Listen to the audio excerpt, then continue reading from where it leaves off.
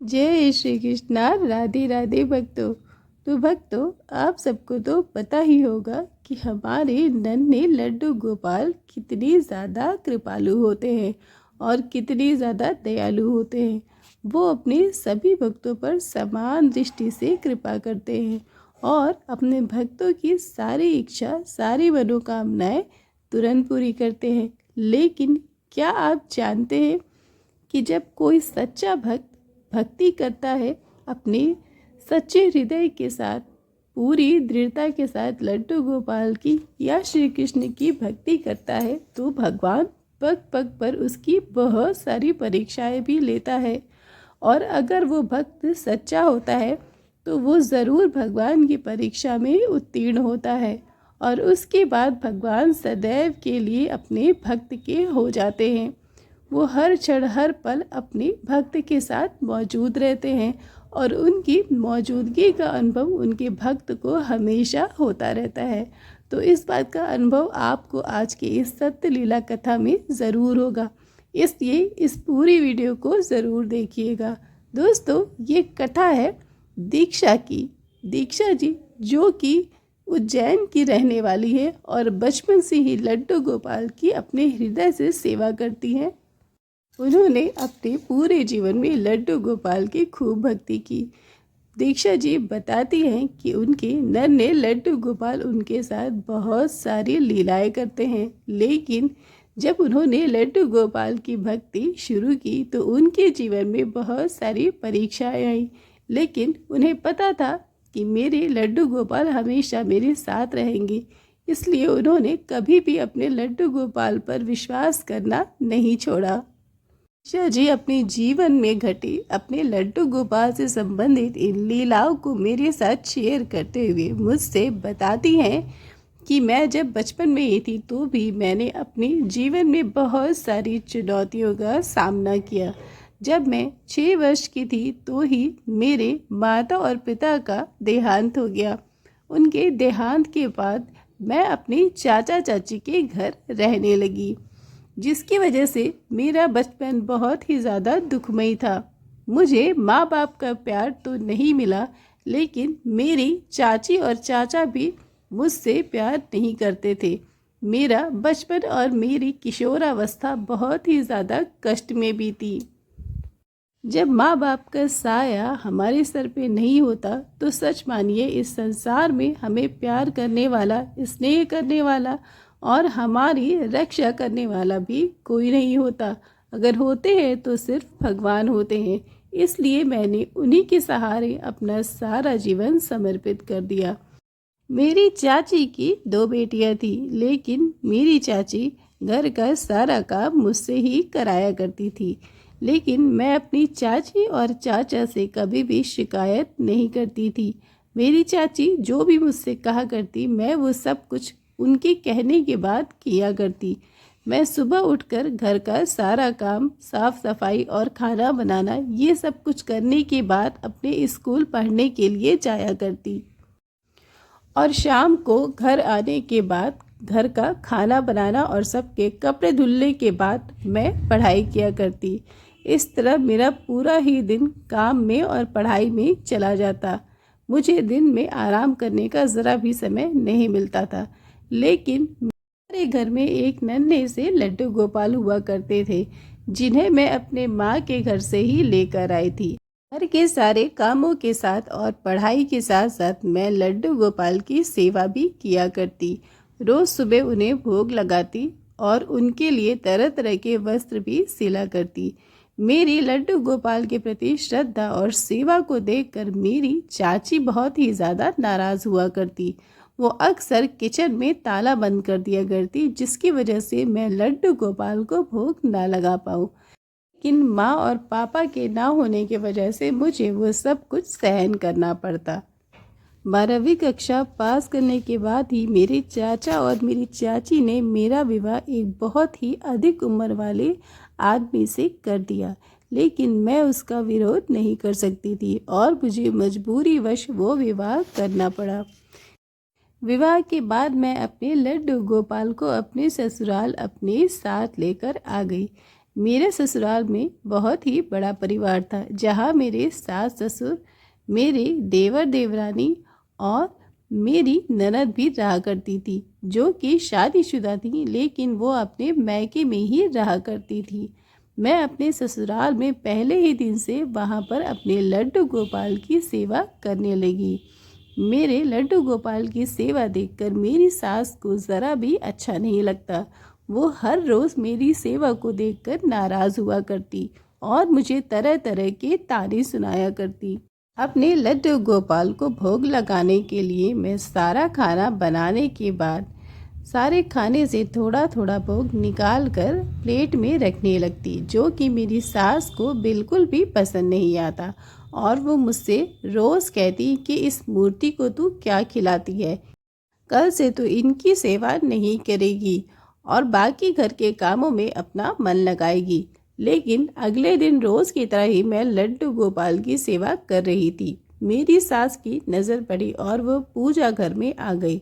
मेरी सास ने मुझे देखा और मुझे बहुत ही तेज़ से चिल्लाकर डांटा। उन्होंने मुझसे बोला कि मैंने तुझे इस मूर्ति की पूजा और सेवा के लिए मना किया था, लेकिन तूने मेरी बात नहीं मानी।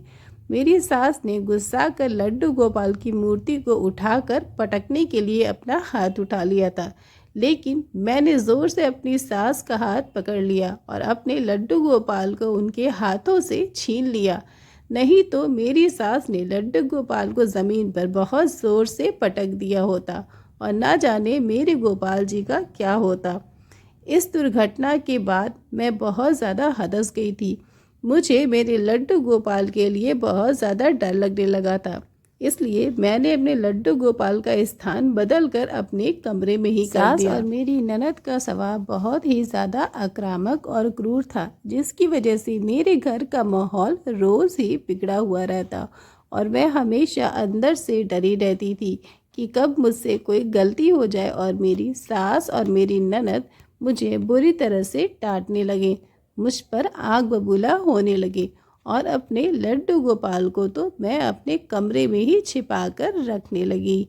लेकिन मेरे लड्डू गोपाल के साथ एक ऐसी अनहोनी होगी, इसकी तो मैंने कभी कल्पना भी नहीं की थी। मैंने कभी भी ये नहीं सोचा था कि मेरे प्यारे लड्डू गोपाल को इतना सारा कष्ट सहन करना पड़ेगा। दिनों बाद मेरे ससुराल के एक रिश्तेदारी में एक देवर का विवाह पड़ा, जो कि मेरे पति के मौसी के बेटे थे। देवर के विवाह में जाने के लिए मेरी सास ने मुझसे आग्रह किया, लेकिन लड्डू गोपाल की सेवा की वजह से मेरी तनिक भी इच्छा विवाह में जाने की नहीं थी। मेरी सास को ये बात अच्छे से पता थी कि मैं विवाह में इसीलिए नहीं जाना चाहती क्योंकि मेरी गोपाल सेवा छूट जाएगी और मेरे लड्डू गोपाल मुझसे दूर हो जाएंगे। इसीलिए मैंने अपनी सास से विवाह में जाने के लिए तुरंत मना कर दिया। मेरी सास का दिमाग तो मेरे दिमाग से कई कदम आगे था।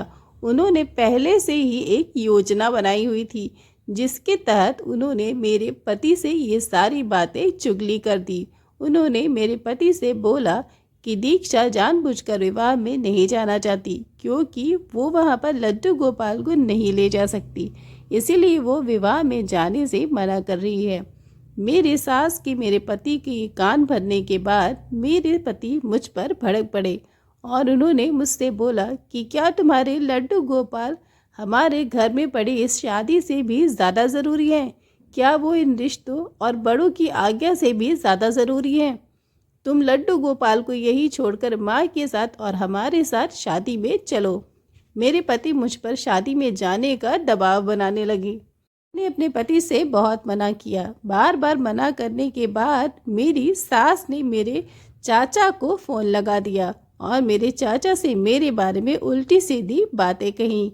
मेरी चाचा ने मुझे बहुत समझाया कि बेटा, अगर वो कह रहे हैं विवाह में जाने के लिए तो तुम उनकी बात मान लो, हमारी मान मर्यादा का ख्याल रखो। ये कहकर मेरे चाचा ने फ़ोन काट दिया। अपने चाचा के समझाए जाने के बाद मुझे भी ऐसा ही लगने लगा कि शायद मुझे बड़ों की आज्ञा को मान लेना चाहिए और यही मेरे लड्डू गोपाल की भी मर्जी है। मैंने अपने लड्डू गोपाल से बोला कि हे मेरे गोपाल जी, शायद तुम्हारी यही मर्जी है, इसलिए मुझे कुछ दिन के लिए तुम्हें यहाँ अकेली छोड़कर जाना पड़ रहा है। मैं तुम्हें तुम्हारे भरोसे ही छोड़कर जा रही हूँ। तुम खुद अपना ख्याल रखना। लेकिन मुझे क्या पता था कि मेरे विवाह में जाने के बाद मेरे लड्डू गोपाल के साथ इतना बड़ा अनिष्ट हो जाएगा, जिसकी मैंने कभी कल्पना भी नहीं की थी। अगले दिन मैं अपने पति और अपनी सास के साथ विवाह में चली गई। वहाँ मुझे 1 हफ्ते लगने थे, इसलिए मैं 1 हफ्ते की पूरी तैयारी के साथ गई थी। मैंने मजबूरीवश लड्डू गोपाल को अपने कमरे में ही उनके भोग और उनके वस्त्र के साथ छोड़ दिया। लेकिन मेरे वहाँ जाने के बाद मेरे पीछे मेरे लड्डू गोपाल के साथ जो कुछ भी हुआ वो बहुत ही ज़्यादा असहनीय था। उसकी मैंने कभी कल्पना भी नहीं की थी। मुझे नहीं पता था कि मेरे गोपाल जी मेरी वजह से इतना कष्ट उठाएंगे। एक दिन वहाँ पर मेरे देवर की शादी थी। शादी के समय जब सारे मंडप में बैठकर शादी देख रहे थे तो मुझे थोड़ी सी बेचैनी होने लगी और घबराहट होने लगी। मैं अंदर जाकर कमरे में लेट गई और मेरी आँख लग गई। मेरी आँख लगने के बाद मैंने एक बहुत ही अजीब सा सपने देखा, जिसको देखने के बाद मैं पूरी तरह से चौंक गई। मैंने सपने में देखा कि मेरे लड्डू गोपाल मुझे ज़ोर ज़ोर से रोकर पुकार रहे हैं कि मैया, तूने मुझे यहाँ क्यों छोड़ दिया? मुझे तेरे पास आना है, मुझे बहुत ज़ोर से भूख लगी है। स्वप्न देखने पर मैं अचानक से चौंक कर उठ गई और मुझे ऐसे लगा जैसे मैं घर पे अपने गोपाल जी के साथ हूँ। लेकिन मैंने इधर उधर देखा तो मुझे मेरे लड्डू गोपाल कहीं भी नहीं दिखे। ने गोपाल जी की याद में बहुत रोई और मुझे पता था कि मेरे लड्डू गोपाल दूध के लिए, भोग के लिए बहुत ज़्यादा व्याकुल हो रहे हैं। उन्हें प्यास लगी होगी, उन्हें भूख लगी होगी, लेकिन मैं लाचार थी। मैं अपने लड्डू गोपाल के लिए उस समय कुछ भी नहीं कर सकती थी। अपने कलेजे पर पत्थर रखकर किसी तरह से मैंने वो 1 हफ्ता बिताया। 1 हफ्ता बीते ही हमें वापस अपने घर आना था। मैंने अपने पति से बोला कि कल सुबह हम जल्दी से जल्दी यहाँ से घर के लिए निकल जाएंगे, नहीं तो मैं खुद ही अपने लड्डू गोपाल के पास चली जाऊंगी। मेरे पति ने मुझसे बोला कि ठीक है, जैसा तुम कह रही हो हम वैसा ही करेंगे। अगले दिन सुबह हम वहाँ से अपने घर के लिए निकल पड़े और सुबह 9 बजे हम अपने ससुराल पहुँच गए। अपने ससुराल पहुंचते ही मैं लड्डू गोपाल को देखने के लिए अपने कमरे की तरफ दौड़ी। मैंने अपने कमरे का ताला जैसे ही खोला, मैं तो दंग रह गई। मैंने देखा कि मेरे कमरे में लड्डू गोपाल कहीं है ही नहीं। उनका आसन बिल्कुल खाली है और उनके वस्त्र बिखरे पड़े हुए, उनके भोग की सामग्रियां भी इधर उधर गिरी हुई पड़ी हैं। लेकिन मेरे लड्डू गोपाल मुझे कहीं नजर नहीं आए। मैं तो बिल्कुल दंग रह गई और घबरा कर अपने लड्डू गोपाल को हर जगह कमरे में ढूंढने लगी। मैंने 1 घंटे तक अपने लड्डू गोपाल को बहुत ढूंढा, लेकिन मेरे लड्डू गोपाल मुझे कहीं भी नहीं मिले। मैं बहुत रोई और रोते रोते मैंने अपनी सास से पूछा कि मेरे गोपाल जी यहाँ से कहाँ चले गए। गोपाल के बिना तो मेरी पूरी दुनिया सूनी हो गई थी। मुझे कुछ भी अच्छा नहीं लग रहा था और ना ही मेरा किसी काम में दिल लग रहा था। मैं सारा घर का काम किसी तरह से मजबूरी में कर रही थी और कई दिनों से मेरी काम वाली बाई भी काम पर नहीं आ रही थी। जब 6-7 दिन बीत गए और मेरी काम वाली बाई काम पर नहीं आई तो मैंने उसके नंबर पे फ़ोन मिलाया। उसका फ़ोन नहीं उठा तो मेरी इच्छा हुई कि क्यों ना उसके घर पर जाकर एक बार देख लूं कि कहीं उसकी तबीयत तो ख़राब नहीं हुई। सारा काम ख़त्म करने के बाद मैं शाम को अपनी नौकरानी पूनम के घर जाने लगी, उसे देखने के लिए। जैसे ही मैं पूनम के घर पहुंची, मैंने उसके घर का दरवाज़ा खटखटाया और खटखटाने पर उसकी माँ ने दरवाज़ा खोला। उसकी माँ ने मुझे आदर के साथ अंदर बुलाया और बैठने को कहा। मैंने पूनम की माँ से बोला कि मुझे पूनम से मिलना है, वो 6-7 दिनों से काम पर नहीं आ रही है, आखिर उसकी तबीयत तो ठीक है ना। उसकी माँ ने मुस्कुराते हुए कुछ भी नहीं बोला, वो बिल्कुल चुपचाप बैठी रही। उसने पूनम को अंदर से आवाज़ लगाई। पूनम चुपचाप उदास होकर अंदर से बाहर मेरी तरफ देखते हुए आने लगी। मैंने पूनम से पूछा कि तुम इतने दिनों से काम पर क्यों नहीं आ रही थी? आखिर तुम्हें क्या हुआ है? कहीं तुम्हारी तबीयत तो खराब नहीं हुई? मेरे इतना पूछने के बावजूद भी पूनम बिल्कुल चुपचाप खड़ी थी और थोड़ी देर के बाद वो मेरी तरफ देखकर रोने लगी। उसकी आंखों से झरझर आंसू बहने लगे। मैंने प्यार से पूनम को अपने पास बैठाया और उससे पूछा कि पूनम, क्या बात है? मुझसे छुपाओ मत। अगर तुम किसी समस्या का सामना कर रही हो तो मुझे ज़रूर बताओ। हो सकता है मैं तुम्हारी कुछ मदद कर सकूं। तुम डरो मत, मैं तुम्हें कुछ भी नहीं कहूँगी। तुम्हारे मन में जो भी है मुझे साफ साफ सब कुछ बता दो। के बाद पूनम ने जो मुझे बताया वो सुन के तो मेरे रोंगटे खड़े हो गए। मुझे उसकी बातों पर विश्वास नहीं हुआ। पूनम ने मुझे बताया कि भाभी, जब आप शादी में गए थे तो मेरे घर कंचन दीदी आई थी। कंचन जो कि मेरी ननद है, जो कि मेरे ससुराल में ही रहा करती हैं, अपने मायके में ही रहा करती हैं। वो अपने ससुराल कभी भी नहीं जाती। पूनम मुझसे बताने लगी कि आप जब विवाह में गई थी तो मेरे घर कंचन दीदी आई थी और मेरे घर आकर उन्होंने मुझे कुछ ऐसी चीज़ दी जो उन्हें नहीं देना चाहिए था। मैं ये बात सुनकर बिल्कुल दंग रह गई और मैं सोचने लगी कि कंचन ने पूनम को आखिर कौन सी चीज़ दी जो उन्हें उसे नहीं देना चाहिए था।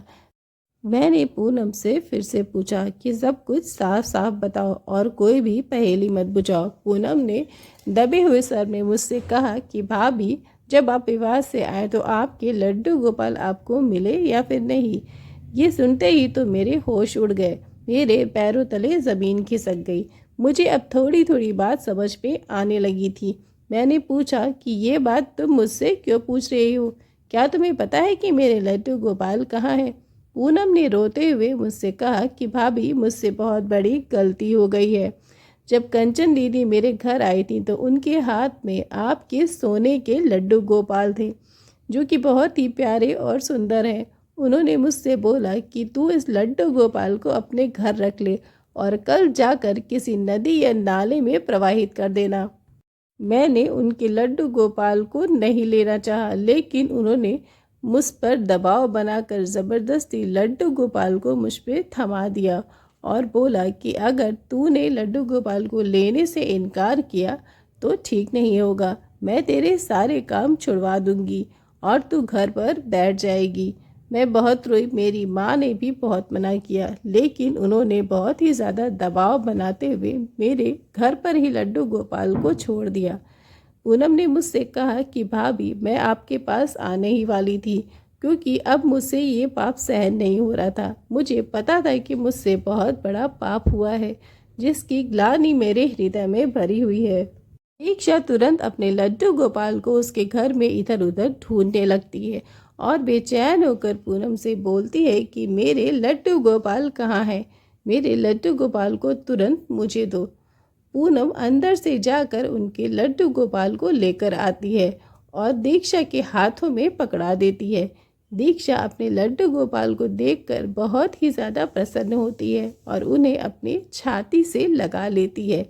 दीक्षा अपने लड्डू गोपाल के लिए बहुत रोती है, उन्हें जी भर के प्रेम करती है। अपनी ननद के इस कुकृत्य पर मुझे बहुत ही ज़्यादा क्रोध आता है और मेरी यही इच्छा होती है कि अपनी ननद को मैं उस घर से निकाल दूं, उन्हें तत्काल अपने ससुराल वापस भेज दूं। लेकिन ये काम तो मेरे ससुराल में कोई भी ना करता, क्योंकि मेरे सास और मेरे पति ऐसा कभी भी नहीं करते। तुरंत मेरे दिमाग में एक बात सूझती है।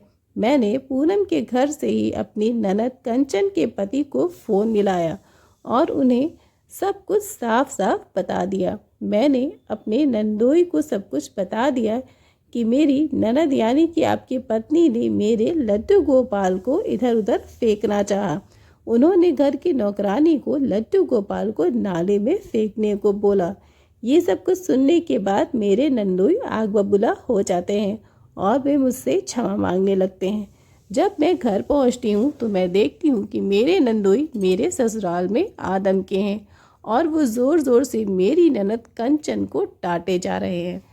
मेरी ननद कंचन उनके तानों और उनकी डांटों को चुपचाप खड़ी होकर सुनी जा रही थी, लेकिन उनकी आंखों में एक भी आंसू नहीं था। अंततः मेरी ननद ने अपने पति को ज़ोर से चिल्लाकर डांटा कि आप कुछ भी कर लो, लेकिन मैं आपके साथ ससुराल नहीं जाऊंगी। मुझे यहीं पर अपनी माँ के साथ अपने मायके में रहना है। लेकिन उस समय मेरे नंदोई ने जो बात कही वो सुन के हम सब के होश उड़ गए। मेरे नंदोई ने बोला कि मैं तो जैसी पापन को अपने घर ले भी नहीं जाना चाहता। मैं तो यहाँ पर इसलिए आया हूँ कि आज के आज ही तुझे तलाक दे सकूँ। मैं तेरे जैसी औरत के साथ कभी भी नहीं रह सकता, जो भगवान को भी नहीं छोड़ सकती, जिसकी सोच इतनी गंदी है। सुनते ही मेरी ननद कंचन के होश ठिकाने आ गए और वो अपने पति के पैरों में गिरकर गिड़गिड़ाकर रोने लगी और अपने पति से अपने साथ की और अपने साथ जाने की भीख मांगने लगी। मेरी ननद कंचन को समझ आ गया था कि उसकी करनी का फल उसे मिल गया है।